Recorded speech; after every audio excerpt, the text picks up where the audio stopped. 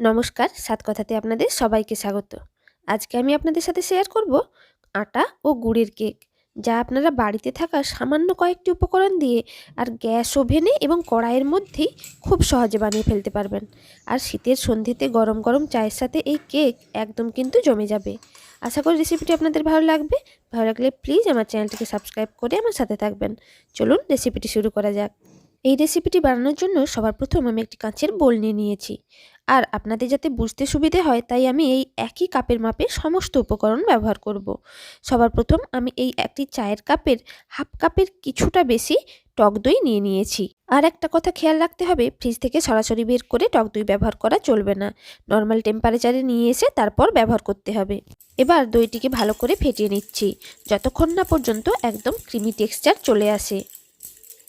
2 থেকে 3 মিনিট ধরে দইটাকে ফেটিয়ে নিয়েছি। দেখুন একদম ক্রিমের মতো টেক্সচার চলে এসছে। এবার আমি এর মধ্যে মিক্স করে দিচ্ছি ওই কাপেরই হাফ কাপ রিফাইন্ড অয়েল। আপনারা চাইলে কিন্তু সমপরিমাণ ঘি বা বাটারও মিক্স করতে পারেন।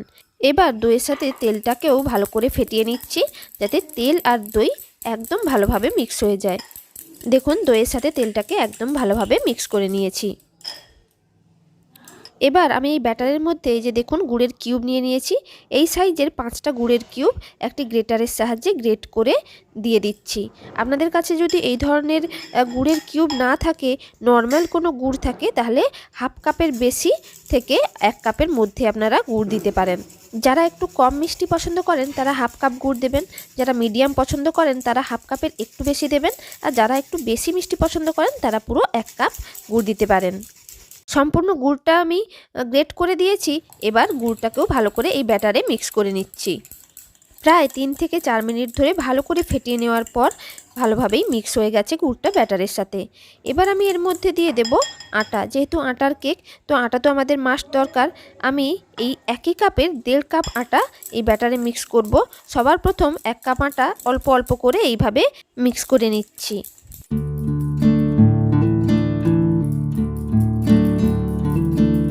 দেখুন 1 কাপ আটা আমি মিক্স করে নিয়েছি। এবার আরও হাফ কাপ আটা আমি এর সাথে মিক্স করে দিচ্ছি।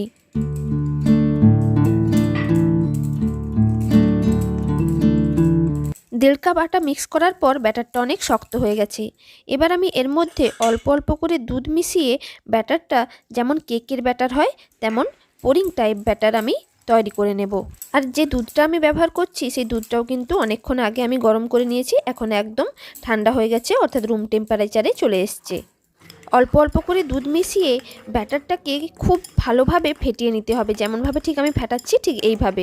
যত ভালোভাবে ব্যাটারটাকে ফেটাবেন তত কিন্তু সফট, ময়েস্ট এবং ফ্লাফি কেক তৈরি হবে। কেকের ব্যাটার একদম রেডি। আর কনসিস্টেন্সিটা দেখে আশা করি বুঝতে পেরেছেন যে ব্যাটারটা না খুব ঘন না খুব পাতলা। আর এই ব্যাটারটি বানাতে এই একই কাপের হাফ কাপের একটু বেশি দুধ লেগেছে।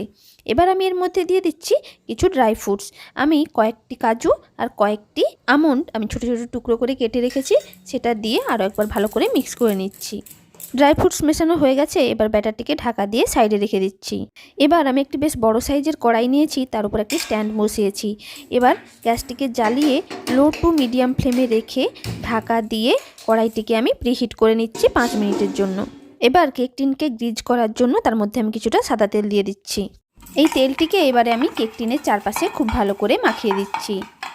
তেল মাখানোর পর কিছুটা আটা আমি এর মধ্যে ঢেলে দিচ্ছি, আর আটাগুলোকেও এর চারপাশে খুব ভালো করে কোটিং করে দিচ্ছি। নিচে যেমন করে দেব তেমনিভাবে সাইডগুলোতেও ভালো করে আটাটা কোটিং করে দেব। দেখুন কেক টিনের চারপাশে ভালো করে আটাটার কোটিং আমি দিয়ে দিয়েছি। এবার আমি যে এক্সট্রা আটাটা রয়ে গেছে সেটা হাতের মধ্যে ঢেলে নিচ্ছি এবং সেটা ফেলে দেব। কেক টিন একদম রেডি হয়ে গেছে। এবার আগে থেকে যে ব্যাটারটা আমি রেডি করে রেখেছিলাম সেটা নিয়ে নিচ্ছি, আর তার মধ্যে দিয়ে দিচ্ছি সামান্য কিছুটা লবণ। লবণ কিন্তু যে কোনো মিষ্টি খাবারে দিলে তার টেস্ট অনেক বেড়ে যায়, তাই সামান্য কিছুটা লবণ দিয়ে আরও একবার ভালো করে মিক্স করে নিচ্ছি। আর এর মধ্যে দিয়ে দিচ্ছি 1 টিস্পুন বেকিং পাউডার, আর দিয়ে দিচ্ছি হাফ টিস্পুন বেকিং সোডা।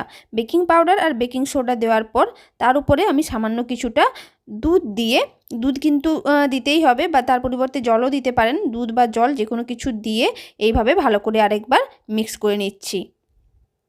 দেখুন বেকিং পাউডার আর বেকিং সোডা একদম ভালোভাবে মিক্স হয়ে গেছে, আর কেকের ব্যাটার আমাদের একদম রেডি। এবার আমি কেক টিনের মধ্যে ব্যাটারটিকে ঢেলে দিচ্ছি। সম্পূর্ণ ব্যাটারটি আমি কেক টিনে ঢেলে দিয়েছি। এবার আমন্ড আর কাজুর যে ছোটো ছোটো টুকরো করে রেখেছিলাম সেগুলো আমি ওপর থেকে ভালো করে ছড়িয়ে দিচ্ছি।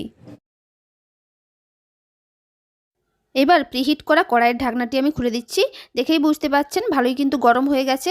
এবার খুব সাবধানে এবং ধীরে ধীরে আমি কেকের টিনটিকে এর মধ্যে বসিয়ে দিচ্ছি, দিয়ে আবারও ভালো করে ঢাকা দিয়ে দিচ্ছি।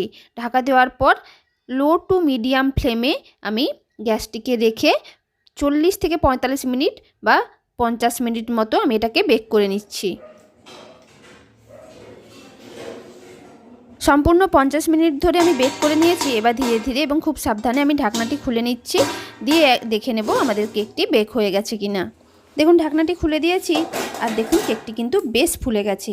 এবার আমি একটি ছুরি নিয়ে নিচ্ছি এবং ছুরিটিকে কেকের ঠিক মাঝামাঝি এভাবে ভেতরের দিকে বেশ কিছুটা ঢুকিয়ে দিচ্ছি, একদম নিচ পর্যন্তই প্রায় ঢুকিয়ে দেব। এবং দেখুন একদম কিন্তু ক্লিয়ার বেরিয়ে এসছে, ছুরিটি গায়ে কিছু লেগে নেই, তার মানে আমাদের কেকটি সম্পূর্ণ রেডি হয়ে গেছে। আমি গ্যাসটি অফ করে দিচ্ছি। কেক টিনটিকে আমি কড়াই থেকে নিচে নামিয়ে নিয়েছি। এবার 5 মিনিট মতো ঠান্ডা করে নিচ্ছি। 5 মিনিট মতো ঠান্ডা করে নিয়েছি। এবার ছুরির সাহায্যে এইভাবে ধার থেকে একটু ছাড়িয়ে নিচ্ছি। ধার থেকে ছাড়িয়ে নিয়ে এইভাবে ওপর থেকে একটি থালা দিয়ে কেক টিনটিকে আমি উল্টে দিচ্ছি। কেক টিনটিকে উল্টে এইভাবে ওপর থেকে একটু ট্যাপ করে দিলেই দিয়ে আমি এটাকে তুলে নিচ্ছি। তারপর উপরে আরও একটি প্লেট দিয়ে এইভাবে আমি আরও একবার কেকটিকে উল্টে নিচ্ছি। আর দেখুন আমাদের কত সুন্দর কেক একদম রেডি হয়ে গেছে। আমার কাছে সামান্য কিছুটা খেজুর গুড় ছিল, সেটা আমি ওপর থেকে এইভাবে ছড়িয়ে দিচ্ছি যাতে দেখতে আরও সুন্দর লাগে এবং টেস্টও অনেকটা বেড়ে যায়। এরকম নিত্য নতুন ভিডিও পেতে আমার চ্যানেলটিকে সাবস্ক্রাইব করে নেবেন। আর এই ভিডিওটি ভালো লাগলে একটি লাইক করে দেবেন, সবার সাথে শেয়ার করবেন আর নিচে কমেন্ট করে জানাবেন কেমন লাগলো। নমস্কার।